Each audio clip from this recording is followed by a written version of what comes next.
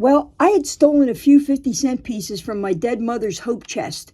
I would unscrew the hinges on the back of the wooden brown cedar chest, reach my arm way inside and grab the bag of coins that my dad was saving. You know, the silver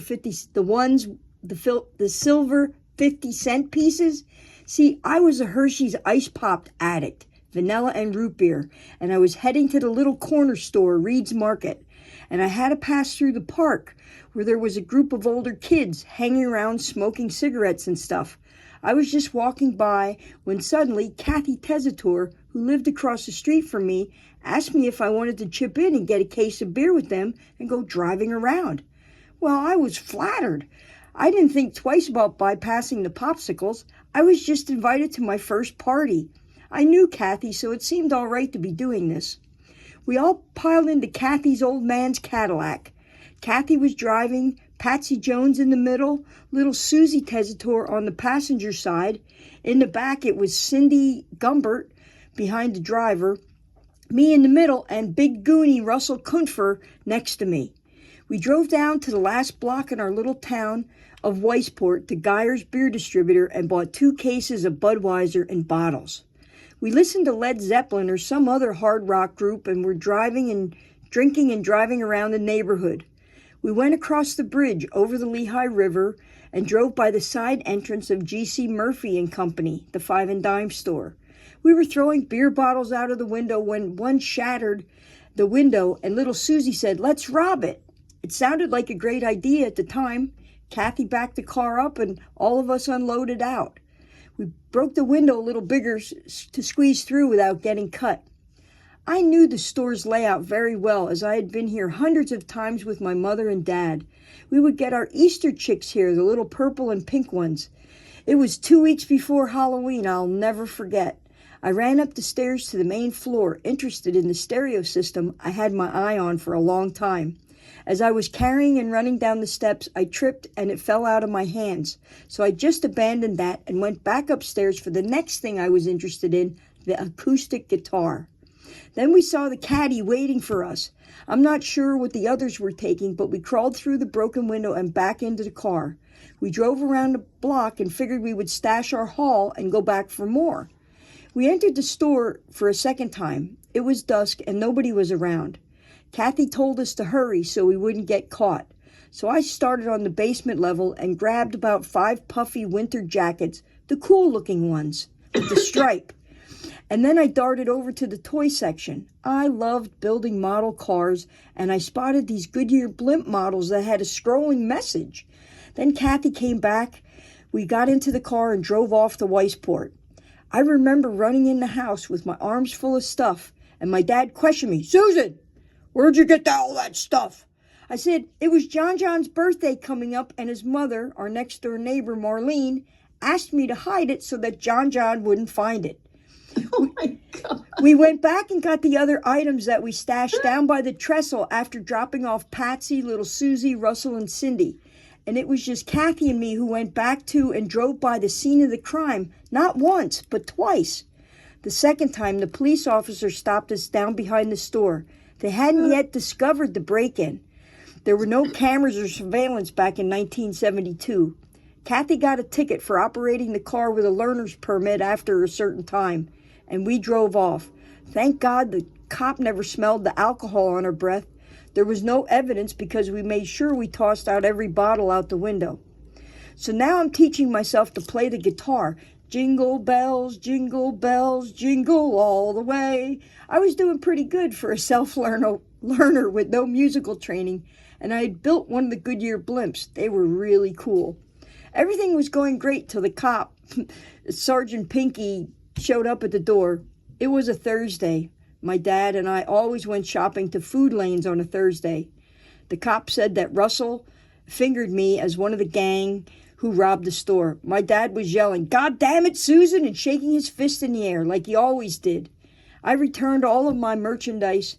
I admit that I was a part of it, but I didn't give Cindy Gumbert's name because she would have gone to jail. I wasn't going to rat on anyone, but the cop already knew who all was there. Things were not good for me that night. I don't remember if we ever made it to the store, but my dad was more than mad. His ears were red. I could see smoke coming out of them. A few weeks later, we received a summons to appear in court, being charged with breaking and entering. My dad represented me as my attorney. Not smart on his part, but he really was a good defense lawyer with a 6th grade education. He told the judge that if Russell Kunfer had never bought the beer, I wouldn't have been under the influence and never would have committed the crime. Good job, Dad. I thought that I would just get a slap on the wrist. Then from across the table sat little Susie Tessitore, and I was making faces. And she laughed. Judge Lavelle threw his gavel down and said, "This court is adjourned for today. I will see you back in my chambers tomorrow at 2 p.m. Oh, Dad was mad. He had to miss 2 days of work. Oh my, I would be grounded forever and a day. So the judge handed me a sentence of a $100 fine and 6 months probation. The word got out at school that I was involved in the robbery, and friends were no longer to play with me. I saw the probation officer once a month and was counseled on the effects of alcohol and how hanging with troublemakers would get me in trouble. I learned a precious lesson that day. Don't drink and steal. Now, Mr. Murphy was at the hearing, and he was very disappointed in me. He knew my family from our frequent visits. I hung my head in shame as I walked out of the courtroom. Years later, I befriended his daughter, not knowing her last name. Kathy Surface invited me over to her house one hot afternoon, and guess who was sitting on the porch? You guessed it, Mr. Murphy. I didn't recognize him, but he knew who I was. I then apologized and sat on the porch rocker and enjoyed my lemonade. Today, his daughter and I are still friends, and we laugh about it. It was my first arrest, but not my last. Ooh. Oh, that was amazing. Wait, I have one question. May I have your permission to record your responses to this story? Yeah. It's okay. Sure. Fine. Okay, awesome. I loved my lesson of the day was don't drink and steal. It has so much, the story itself has so much of the energy of the way you speak and tell a story. And I think that's so important in writing, that as authors, our voices are genuine, and not formal or stilted, or we're not saying things that we think the reader wants to know. But I really love how you're able to encompass your very particular voice in it. It's great. Thank you. I tell it like it is. Yeah. I loved hearing you name the places you were at. I don't know exactly where they are, but I liked hearing Westport and got the beer distributor's name, all those specifics. That was really good. I don't know why. I think it's because I remember hanging out in somebody's grandfather's Cadillac doing the same. I don't think we got to what you did, but I really want to know what year that Cadillac was and what color, and was it vinyl seating or leather, or there's something about that Cadillac that strikes me as very interesting. I'll ask Kathy. She'll remember. There's a lot of energy in the way you write, which carries us through. I wondered if you could put in more about your father's reaction. Ooh. Was that excessive? I don't know. Okay. And your mother is there. No, she died when I was 9. Oh. No, I know that, but your mother is present in this story. You took the hinges off. Oh. You stole from the chest. She died, just a couple of years before this? Yeah, So about a year and a half before. A year and a half? About before? a year and a half. Yeah, about a year and a half before. Well, I felt her presence.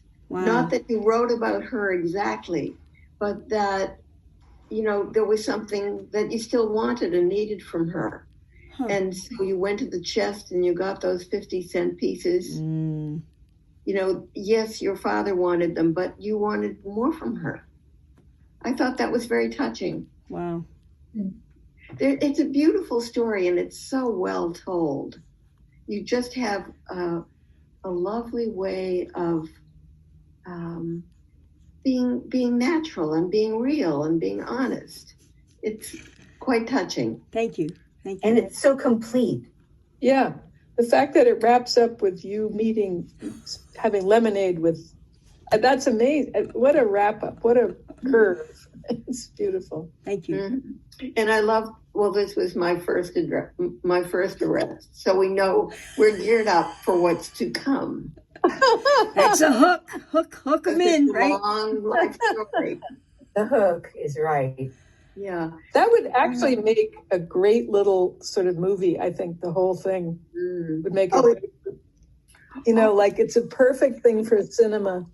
I start experimental filmmaking class March 11th. Oh, That's great. I think I could see this very much as a cinematic opus. yeah. So there's a wonderful writer who you may want to read her book. It has the honesty of yours. Her name is Annie Weatherwax. Are any of you familiar with her?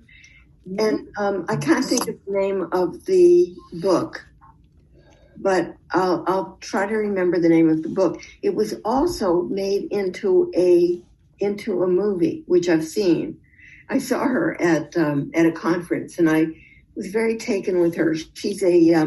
She would draw models for Disney, like she'd draw Homer, she would sculpt Homer Simpson and just all kinds of things like that. Very talented woman, funny, sad. And this is a story. And I don't want to gloss over the fact of the sadness of all of this, but you tell it in a way that's entertaining. But the heart of the sadness is present, of course. But anyway, Annie Weatherwax would be somebody. She's so easy to read, and touches some of the same chords. Cool. I have a feeling you'd like that. Anybody would like it. The movie's not that good. It's not. It's with what's her name, who was married to Tom Cruise, Katie Holmes. Hence why I'm not going to write a book and sell it. I'm going to produce and direct it myself. Good. That's right. Yeah. Yeah, I'm keeping it all in my pocket. Is it All We Had? Is that the name of the book? We Had. All We Had. That's it. And the movie, I think, is the same title. I think you'll like it. Very touching. Yeah, I'll read it in my spare time. And she's wonderful. But she's wonderfully funny, and nothing's lost in the seriousness of the situation. And if it wasn't for laughter and my personality, I would have succumbed to death probably around age 12, going on 13. Yeah. So, thank God for that I'm always able to take that lemon and squeeze the hell out of it. Good. Yep. Yeah. Thank you. That comes through in the writing. Yeah. More than survival, perseverance. Thank you. Yeah. Nice. I'm Thank tenacious. I'm tenacious. Yay. Yay. You've been waiting patiently. I'd love to hear from you.